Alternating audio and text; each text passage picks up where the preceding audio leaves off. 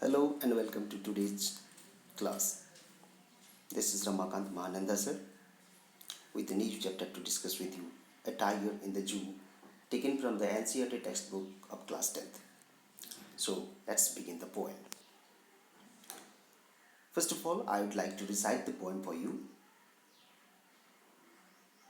He stalks in his vivid stripes, the few steps of his cage, on pads of velvet quiet, in his quiet rage. He should be lurking in shadow, sliding through the long grass near the water hole where the plump deer pass.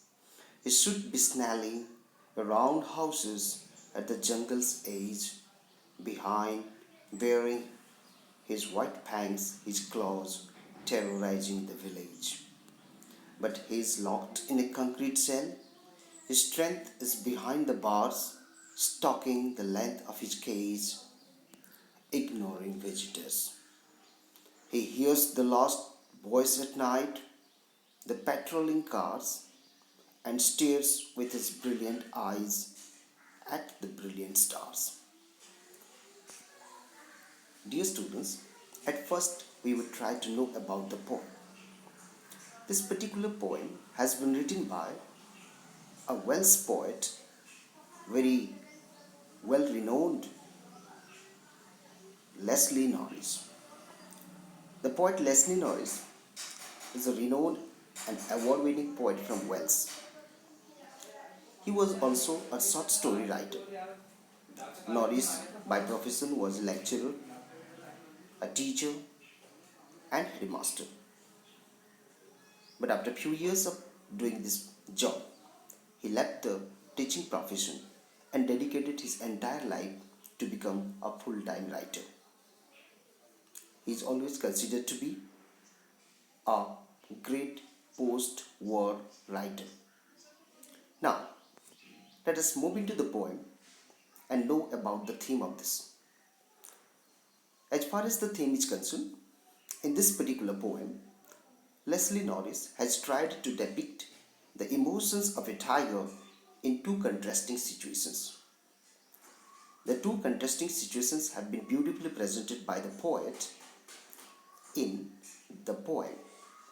While going through the poem and while explaining the poem, I will tell you what are the two contrasting situations that has been applied by the poet here.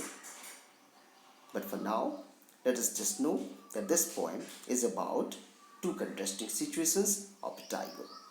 The poet has beautifully described the restlessness of a wild tiger behind the bars. Here, behind the bars refers to the small concrete cell in a zoo. The poem makes us think about such practices that brings the animals behind bars. The poet, through this particular poem, he addresses the humanity and he also criticizes the practices that human beings have developed for their entertainment. So, let us move into the poem. First of all, I will explain to you the stanza 1 and 2. Let us go to stanza number 1. What do we get to know from it? What does the poet want to tell us through this particular stanza? He stalks in his vivid stripes, the few steps of his gaze, on pads of velvet quiet, in his quiet rage. Dear children, as you look into the particular stanza, there you find certain new words. You might encounter them. I would recommend you to kindly refer to a dictionary if you have. Stalks. Let me just tell you in brief what's the meaning of stalk.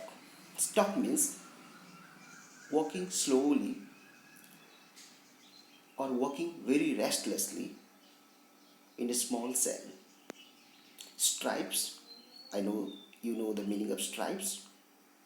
It's a color bands, okay, and you can find the black stripes on the massive body of the tiger. On pads of velvet quiet. This is a metaphor that has been applied by the poet here. the pad or the sole or the feet of the tiger has been compared to be made of velvet, whereas it is not. Okay, so this is a beautiful metaphor that the poet has applied here. Let us try to understand what is the gist of this particular stanza. What does the poet actually wants to convey us? In the very first stanza, the poet describes the restlessness of the tiger. Imprisoned in a cage, his limited movement is accompanied by the anger. His disappointment is clearly seen when he stalks the length of the cage. Although he is angry, but his moves is quite smooth, as if he is thinking of a plan to come out of it. So, my dear children, if you deeply analyze this particular stanza, then you can understand the feelings of the tiger.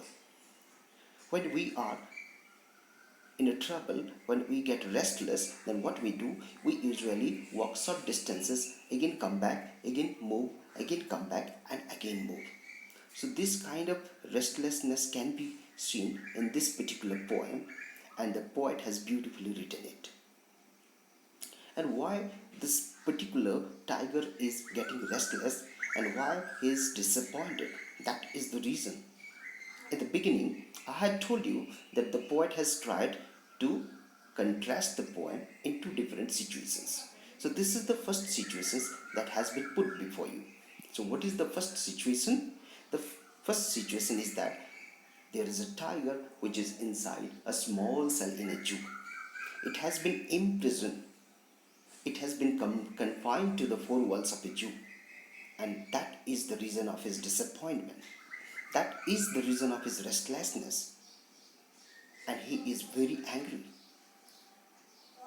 He's trying to show his anger, but in a different way. The poet has written in the fourth line of the first stanza, the poet has written, on pads of velvet quiet, in his quiet rage. Rage means anger. Can anger be shown very quietly? Of course not. So this is another contrasting situation that the poet has created here. Very beautifully he has created. Whenever we are angry, we can never be quiet. We shout. We increase our volume of speaking. Okay, so from that point of view, it is another metaphor that the poet has applied in this particular line. So, my dear children, he has no other way. He himself cannot break the iron rods and come out of it. That is why he is simply showing his anger by stalking inside the cell, by walking short distances or the short lengths inside the small cell. Now, let us come to stanza number 2. He should be lurking in the shadow, sliding through the long grass, near the water hole where the plump deer pass. What do we understand from this particular poem? Dear children, in this particular stanza, the poet has given before you the second situation. In the first situation, the tiger was inside a cell, it was inside the zoo. But now he is presenting to you a tiger who is in an open field where it should be, where it must live. But unfortunately, it has been confined to the four walls of the concrete cell. Now let us see what does the poet feel about it. According to the poet, he should be lurking in the shadow. Lurking means, my dear children, you might have searched the meaning of this particular word. Lurking means hiding. But it arises a question, why would a tiger hide?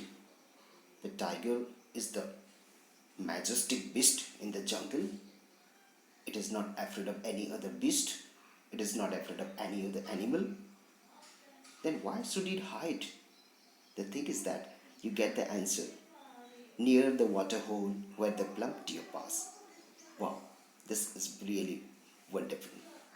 The poet writes that the tiger belongs to the jungle. Its natural habitat has a lot more things to give it, and where it can have fun, it can have enough food for itself without being worried, without entertaining the human beings. without being worried about the trainers and the other officials of the zoo. So here, if we try to analyze this poem, then we find that the poet here writes where this majestic animal should actually be by presenting a contrasting situations of that in stanza 1. So stanza 1 and stanza 2 present before you two different situations. In stanza number 1, the poet has written that the tiger is confined inside a prison, is inside a jail, is inside a small cell in the zoo. Whereas in the second stanza, he presents to you that the tiger is in a jungle and how he behaves when he is free, when he has his liberty and his freedom in his hand, how he behaves. The poet says the tiger should be in the deep forest waiting for his prey. What would be the prey? Obviously, the herbivores, the deers. The deers are the easy target. It makes a good meal even, isn't? And that's also a plump deer. What do you mean by plump? Plump means healthy, round body, stout body, full of flesh, full of meat. Means if you kill one, you can easily have your meal for the next 2 or 3 days. So that is called a plump deer. Okay? So the poet says the tiger should be in the deep forest, waiting and hiding for his prey near a pool of water. The poet shows his empathy for the tiger in the cage. It sounds very compassionate and naturalistic. Okay? You must be also feeling very bad for the tiger which has been kept inside the zoo. Okay? Now let us move to the next stanza. In the third stanza, it is written, he should be snarling around houses at the jungle's edge, bearing his white fangs, his claws, terrorizing the village. Let us discuss about the difficult words first. Here you find a new word, snarling. What is the meaning of snarling? The meaning of snarling means, to make a growling sound, a roaring sound, and terrorizing or creating fear among the villagers. And that is what the tigers and the lions love to do. They are undoubtedly the majestic animal, the most powerful of all beasts, and that is why they deserve it too. How do they terrorize the people of the village? The villagers who are living by the edge of the forest. Sometimes the tiger would give a roar in the forest and it would terrorize it. Sometimes it would come and sit just near the village and show its white fangs and his claws. When it shows its white fangs and his claws, obviously even the mightiest of the man also would get afraid of it. Okay? So now let us see what does it mean actually. According to the poet further adds how the tiger would be enjoying his freedom in the forest. Why do the tigers do like that? Why do tigers terrorize the villagers? Do they want to kill them? No, they never want to. They have enough food to collect from the forest. It is simply that they love to do. It is simply because they get some entertainment out of it. The poet describes that the tiger would have created terror among the villagers living on the edge of the forest. He could have established his terror by showing his sharp fangs and powerful claws to them. These thoughts must be disturbing and making him restless inside the zoo. Yeah. So, when you think about your past, suppose you had a glorious past and now you are passing through the bad time of your life. You have a toughest time in your life. And how do you feel when you just look back and think about your past? You go nostalgic. Sometimes you feel very depressed. Sometimes you feel very, very disappointed. And I think when these thoughts comes to the mind of the tiger, he gets restless.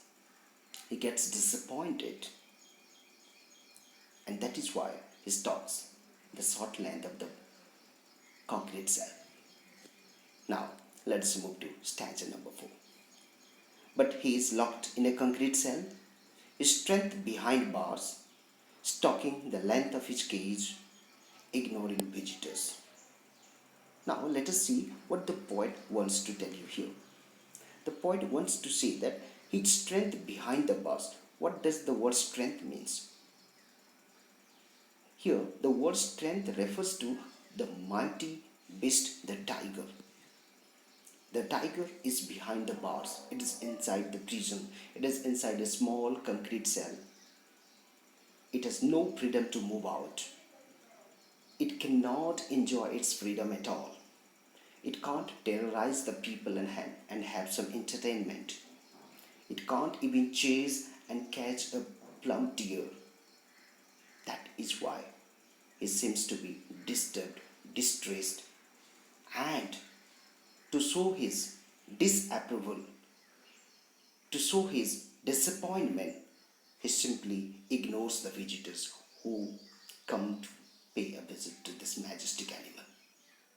Perhaps due to these disturbing thoughts and forceful imprisonment, he shows disappointment by ignoring the visitors who come to take a view of the mighty beast. He is helpless. He is unable to help himself. As a result of that, he moves silently across the walkable length of the concrete cell. This is a kind of non-cooperation movement, I think. Okay, the tiger has been kept inside the small cell so that the people who would visit would have some entertainment, would capture a snap of it, and they would proudly share in the internet, or they would proudly share with their friends and family. But what about the tiger? He doesn't like the way the people behave to him. That is why he is showing his disapproval and does not entertain the visitors, does not come before them. Simply, he sits in a corner lazily and spends his entire day. Now, let us come to the last stanza of the poem. He hears the last voice at night, the patrolling cars, and stares with his brilliant eyes at the brilliant stars. Here, my dear children, the poet has tried to explain to you how the day of the tiger spends inside the zoo. Does it really enjoy the time inside the jail? Does it really enjoy the entire day with the visitors? This has been beautifully written here. The poet writes that, and stares with his brilliant eyes at the brilliant stars. Here, two times the word brilliant has been used. But do you think brilliant refers to the same meaning in the two cases here? Not obviously.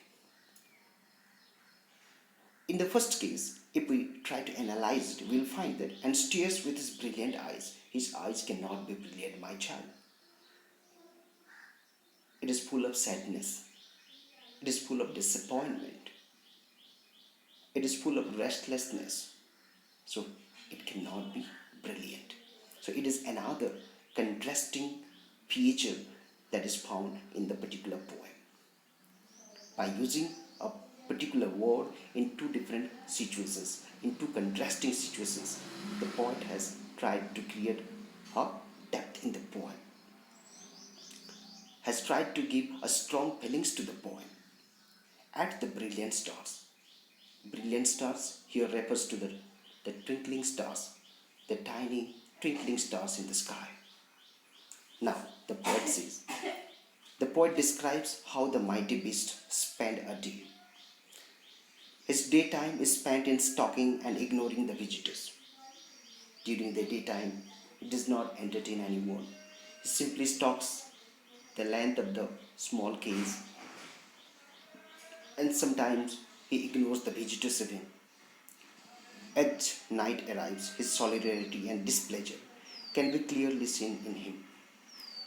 During the daytime, at least, he finds some people around him, and I think he gathers courage and little bit of entertainment for himself, even in disparity. But what about at night? As the night arrives, it brings solidarity for him. There is no one around him. Everybody is locked inside their own cell. The human visitors have gone back to their houses. There is no one to even talk to this mighty, majestic animal. The last thing that he hears every day is the sound of the patrolling cars. Yes, dear, every day at night the patrolling car comes and makes sure that the animals are in good position, they are safe and sound. So, this is the last sound that he hears every day, and after that, the darkness surrounds him. He spends his entire night looking at the bright stars, looking at the twinkling stars, with an eye full of sorrow, with an eye full of sadness, with an eye full of disappointment. But he has no other way to come out of it. So, in this way, the poem has beautifully presented two different contrasting situations of the tiger. Now, let us try to understand what are the poetic devices or the literary devices that we find in this particular poem. The poet has applied many literary devices very cleverly, but I would discuss about few of them only. First of all, the poem has a rhyme scheme of A, B, C, B. In every stanza, you would find that the second line rhymes with the fourth line. So here we can see that the rhyme scheme of in every stanza is A, B, C, B, and this rhyme makes the poem more interesting. The second one that we find is personification. The, the poet in this particular poem has used a pronoun he. He should be lurking in the forest. Here he refers to not a human being, but it refers to the tiger in the poem. So here the poet has given a human-like characteristic to the tiger. That is why it is the personification of the tiger. Next is assonance. I think you all know about assonance. Assonance is the repetition of a particular vowel in a line or a stanza. Like in his vivid stripes. If you look into this particular phrase, in his vivid stripes, here you find that the letter I has been repeated 4 times. And this has been done only to produce a depth or effect. A strong effect has been produced with this. So this is called assonance in literary device. Next we encounter metaphor also. While explaining to you the first stanza of the poem, there I have discussed this one that the poet has beautifully used a metaphor. And what's the metaphor here? On his velvet pads. The pads or the sole, the feet of the tiger is not made of velvet. But here the poet refers that on his velvet pads. Now come to consonants. What is consonants? It is just the opposite of assonance. Means it is the repetition of a consonant sound. And what is the repetition of consonant sound that we find here? In many cases here in the poem we find it, but the one that I have taken is and stares with his brilliant eyes. Here you can see that the letter S has been repeated many times. The letter S has been repeated many times. In stares it has been used 2 times. In his it is written 1 time, and in eyes it is again used. So in this way it has been used almost 4 times in this particular phrase or in this particular line. So this is called consonants. So this is another literary device that has been cleverly used by the poet to create a great effect in the poem. Next is repetition of some words. Some words have been repeated knowingly by the poet to present 2 contrasting situations and produce a strong effect of that. Like during the discussion of the last stanza, I told you that brilliant stars, brilliant eyes. But here the word brilliant refers to two different and contrasting meaning in both the contexts. Brilliant stars refers to the twinkling and the dazzling stars in the sky, whereas brilliant eyes refers to the eyes filled with tears, the eyes filled with sorrow, the eyes filled with sadness. Okay, so in this way, the poet has beautifully used various literary devices. Dear students, with this we have come to the end of this particular discussion. For more videos of class 10th English, do not forget to visit kvsrojabalpur.in. There a lot many videos of mine have been uploaded. Please do watch it, like and share it. Thank you.